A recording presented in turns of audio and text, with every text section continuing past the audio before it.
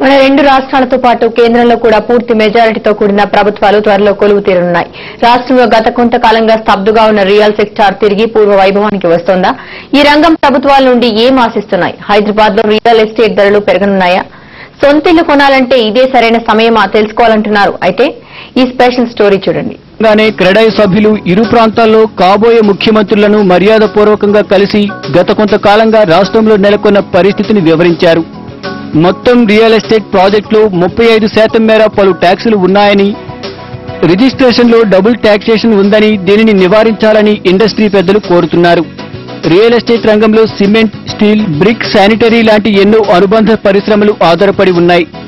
Real estate రంగానికి మళ్లీ కొన్ని రాయితీలనిస్తే ఉపాధి అవకాశాలు విరివిగా పెరిగే అవకాశం ఉందని డెఫినెట్ గా న్యూ గవర్నమెంట్స్ ఈ రెండు ఏదైతే మోడీ గారు ఉన్నారో, ఏదైతే కేసీఆర్ గారు ఉన్నారో, ఇద్దరు ఏదో చేయాలి అనే తపనతో ఈ పోస్ట్ తీసుకుంటున్నారు.